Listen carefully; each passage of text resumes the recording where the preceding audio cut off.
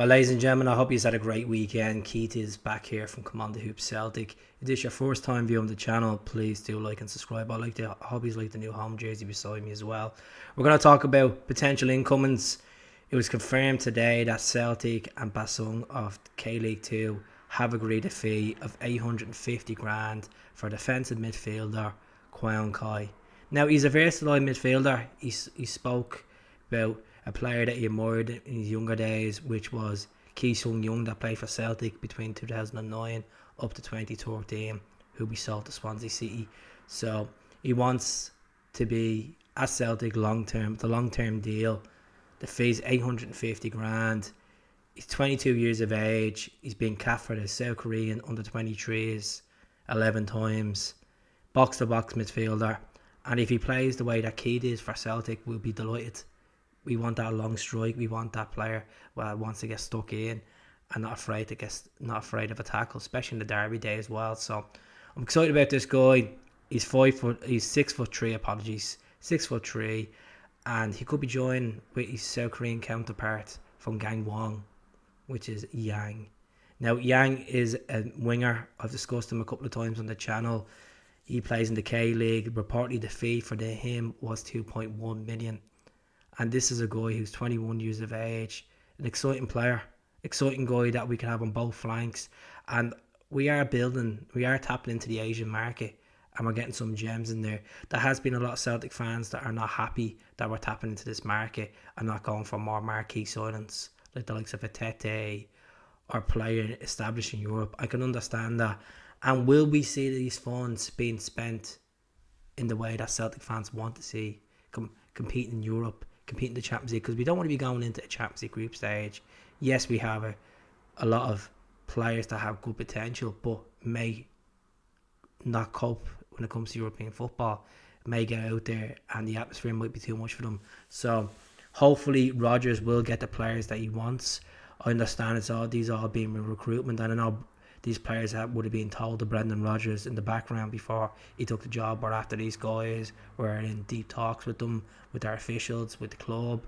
And at the end of the day, Celtic is a business, and they want to use the stepping stone to buy cheap, develop, and sell for big bucks. And that's all right, you know.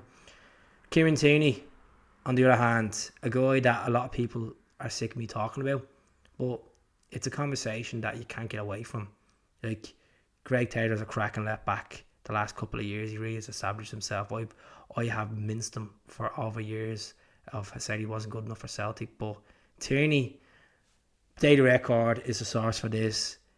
Brendan Rodgers has basically came out and said that Celtic don't have the money to go out and buy Tierney for a 20 to 30 million player.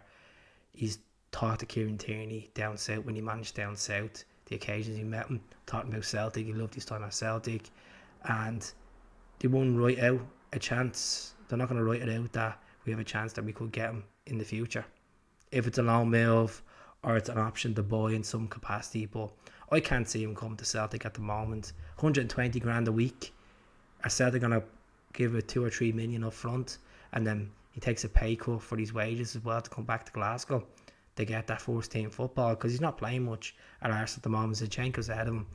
There's obviously talk of Newcastle as well being in the run as well. I'm sure there's going to be a couple of clubs inquiring about Kieran Tierney, if it's overseas or if it's the Premier League. You know, it's going to be a hard one to get him, and he is open to a move back to Celtic. It came out 6 weeks ago that he's open to a move. So it's up to the club. If the club are going to spend this jot of money right, if they want to get Kieran Tierney back. But if it's a loan move and we're not going to benefit long term for this, what's the point in it as well? That's the question a lot of people are asking me as well. My answer is, if we can come to a deal, even a 10 million deal, I mean, that we can have him for like 5 or 6 years, and he's back home and he's playing Champions League football with us, and he's our assistant captain beside Cal, I'd be delighted with that. I really would be delighted with that. But that, I know some people would rather see us go out in the market and get someone, you know, younger than Tierney, not more established, that we have potential, we can develop a player and sell him for the money that we sold Tierney for to Arsenal. So Sorrow, still penned the mark about him and Panathinaikos. Yeti, no one's in for Yeti at the moment. Hopefully we can offload him. What an absolute waste of money from that we got from West Ham, 5 million down the drain. James McCarthy, question mark over him. He's a couple of years left in his deal. You know, Stephen Welch has been linked with a couple of clubs in Italy. So, Urigidi, what's going to happen with him? He was on loan at Belgium last season.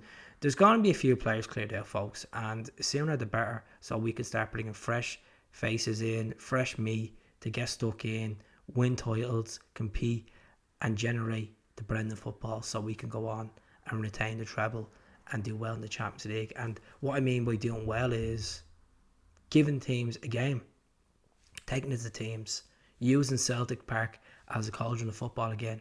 That's what we need, because we all want Champions League football after Christmas. It's a lot to ask for. If we can get Europa League football after Christmas, I think we'll be delighted with that as well. So that's really it for me. But hopefully Kwon and Yang are on that plane together from Seoul, getting their asses over to Yokohama, and it's going to be announced hopefully in the next 24 hours. Fingers crossed. As I said, the fees are 2.1 million for Yang and then 850,000 for K-League midfielder Kwon. So comment below, let me know what you think. Hail, hail.